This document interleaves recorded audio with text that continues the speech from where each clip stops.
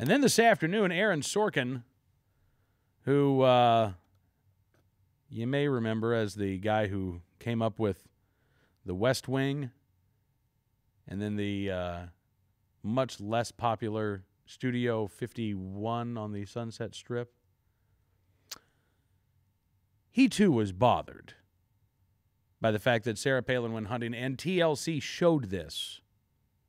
I can't actually quote a lot of Sorkin's column to you because he was working blue. But I'll give you a little bit.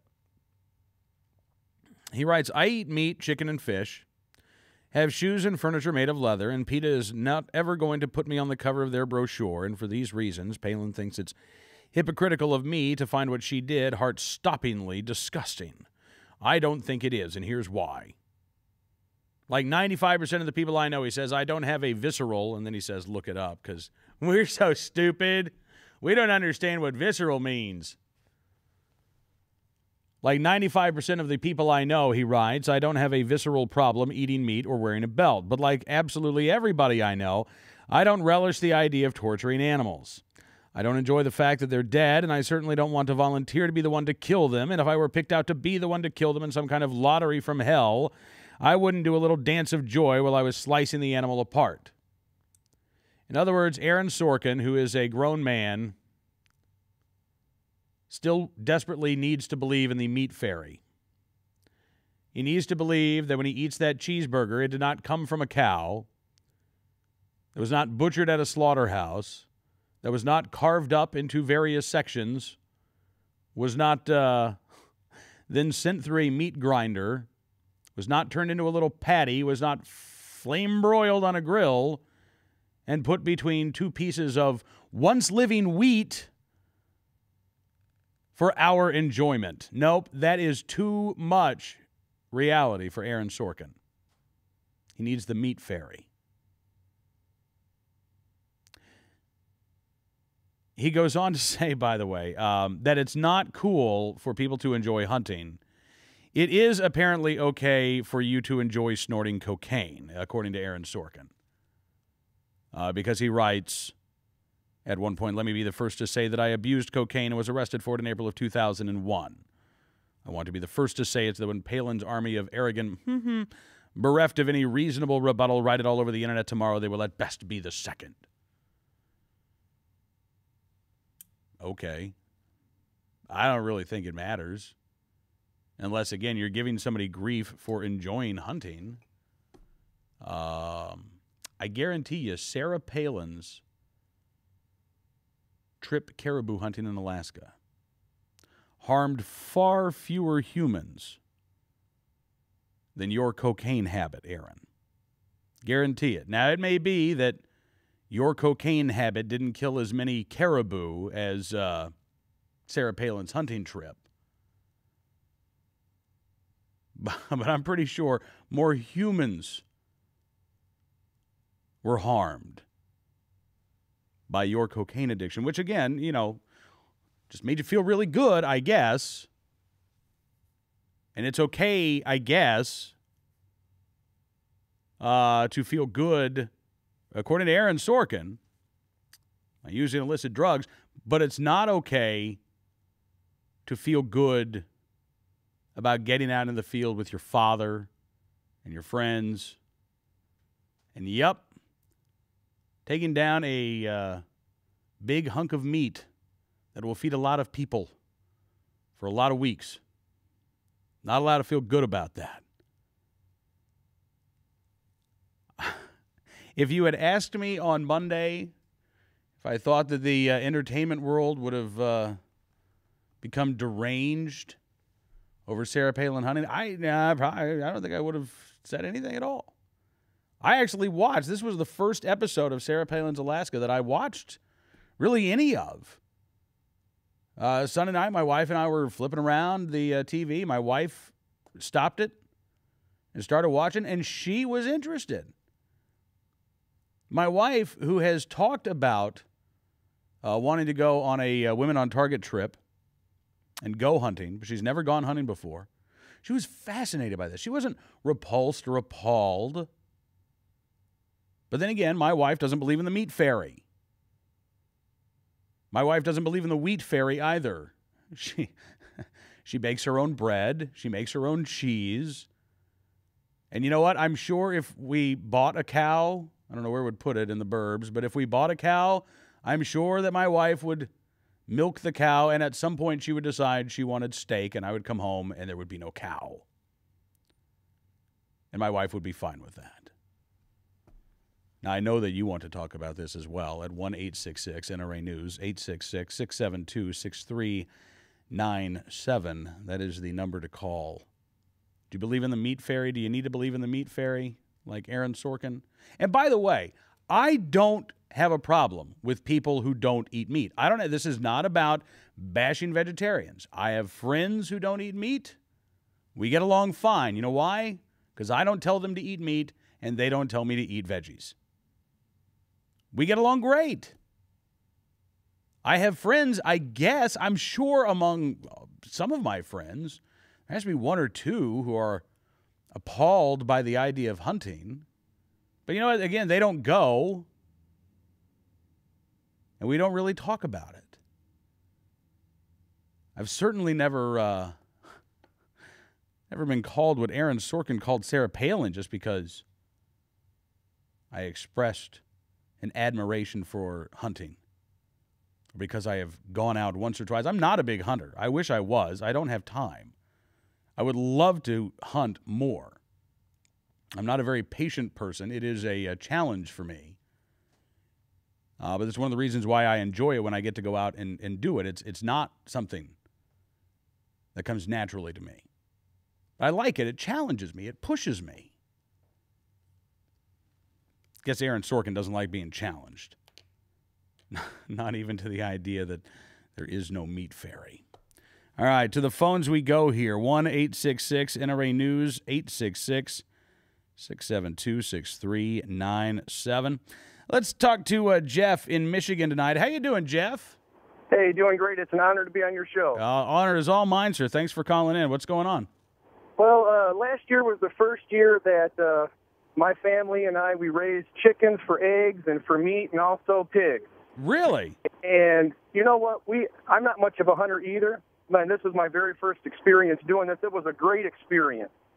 My son got really involved in it, and his friends, and even my nieces, learning the responsibilities of feeding the animals and taking care of them. And yeah.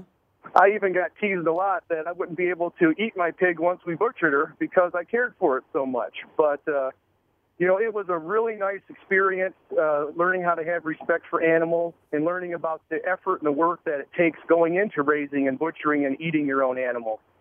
Now, it was a very rewarding experience. Now, I got to ask you, because somewhere Aaron Sorkin is curled up in a fetal position, screaming his eyes out right now, because you said raising, butchering, and eating your animals.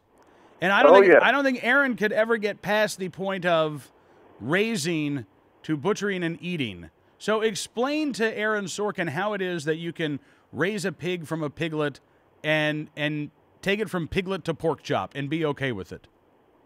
Well, my whole idea was to raise the animals and give them the best life possible, the best food possible, and get them off antibiotics, steroids, and different things like that, and growth hormones, and actually, learn about the animal and, the lifestyle and how animals are and their personalities and things. And I even went so far as to name my pig, which a lot of other farmers said was a big mistake. Really? But I still had the strength to take care of it because I didn't want my poor pig to be alone through the winter by herself. So we took care of it, butchered it up, and, like I said, it was just a really great experience. I really enjoyed it. And we still have chickens that we are taking care of for egg production, and we're going to be getting another pig this year, too.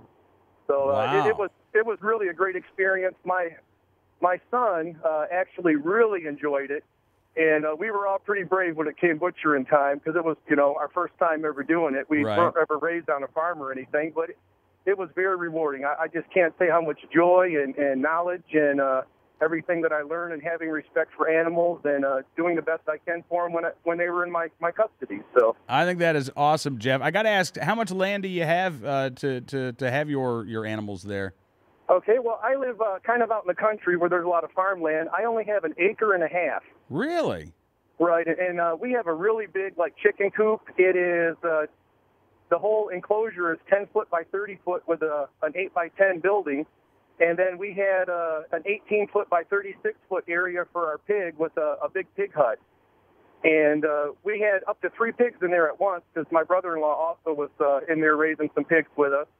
And other pig farmers and stuff came and looked at it and gave me advice and stuff. Goes, wow, you could have 16 pigs in this area. Your pigs are living it up, you know? Wow.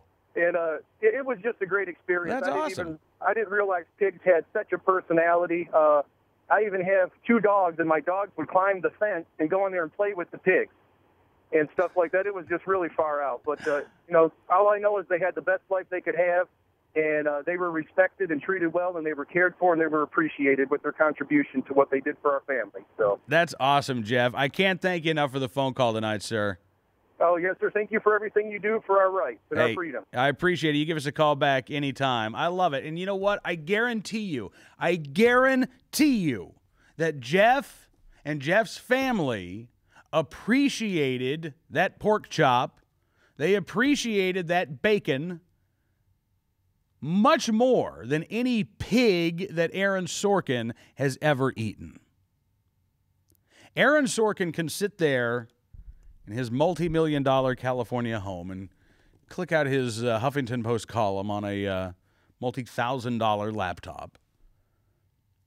But you know what? He can't appreciate the simplest things the way that somebody like Jeff can. He can't appreciate breakfast, lunch, or dinner the way that Jeff can. Because Aaron cannot accept. Now, he says that he can. I eat meat. I just don't want to know where it comes from, but I eat meat. It's the meat fairy that Aaron is thinking about. He's not thinking about that pork chop ever being a pig. He's not thinking about that steak ever being a cow. Maybe he sees lobsters as lobsters. Then again, maybe he has them cracked open and the meat extracted before it ever gets to the table. I don't know. But he has no idea of the animal that he is eating because he doesn't want to see it as an animal. Why? Because he sees himself. I believe this is true. The rat is a cat, it's a dog, it's a boy mentality. You see yourself as an animal. No different than that majestic caribou. No different than the noble cow or the plucky chicken. You're all one and the same. Again, if that's what you believe, as long as you don't try to make me believe that, we're okay. But I don't believe that. I'm human. And me being human allows me to be humane. But I can't be humane unless I get that I am human. And there is a distinction between me and my fellow humans and a cow and a pig and a chicken and a duck or anything else you want to eat. And Jeff's right. Absolutely, you should be humane. I know. I refuse to let the Humane Society of the United States take that word. You have an obligation to be ethical. You have an obligation to be responsible for yourself as well as for the animals in your care. But you cannot be humane unless you understand that you're human. And when Aaron Sorkin puts himself on the same level as the majestic caribou and the noble beef cow,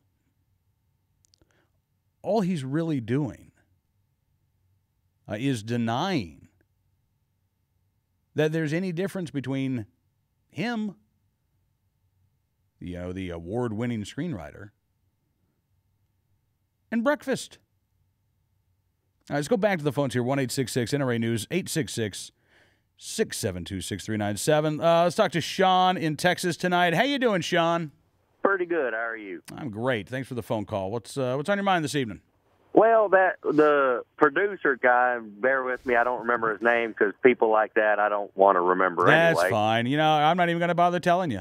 But people in Alaska have said numerous times, speaking of Sarah Palin and others, the caribou population is more than the human population. There are more caribou in Alaska than there are people. That's what they eat. And when the wintertime comes, they will kill a caribou, fill their freezer with it, and eat throughout the winter. Because the winters are so harsh, you can't really go anywhere. Right. But yeah, and it goes with the trout, too. When they catch trout, it all goes back to the same thing. Mm-hmm. They use it for food. And the majestic caribou was put on this earth by our Creator to be eaten. And us, as good stewards of the land, should eat them. I'm with you. I'm absolutely with you. Now, Aaron Sorkin, and I did say his name again. And I really appreciate the phone call. Aaron Sorkin, I'm sure, would say, look, here's the thing. Maybe if you're going to be in an igloo for 5 months and you can't watch my shows on television, maybe I will find it in my heart to not call you a bleeping bleep bleep if you go hunting. But don't have a smile on your face. Don't be thankful for the bounty that you have received. You should hurt yourself. You kick yourself, mentally if not physically, over what you have just done. And again, I think this attitude is so infantile. I think that Aaron Sorkin has the food mentality of a 4-year-old. And I'm sure that Aaron Sorkin loves to go to 5-star restaurants in Hollywood. And I'm sure that Sorkin pays triple digits for really tiny portion sizes, maybe with a little dollop of sea foam on top and a little, chipotle pepper twig as a garnish. He seems like the type that would go to places like that. And I'm sure as he tucks into his little morsel of whatever it is that he's paid $100 for, I'm sure he thinks to himself, ooh, how exquisite this tastes. Ooh, this is just lovely. This is the most wonderful presentation. He still doesn't enjoy his food the way somebody like Jeff in Michigan enjoys his food. Because Jeff gets it. Sorkin still deludes himself. A middle-aged man unaware of his place in the food chain. I can't really think of something that would be much more depressing than being a middle-aged man still unsure of my own place in the food chain. But that's where Aaron Sorkin finds himself tonight.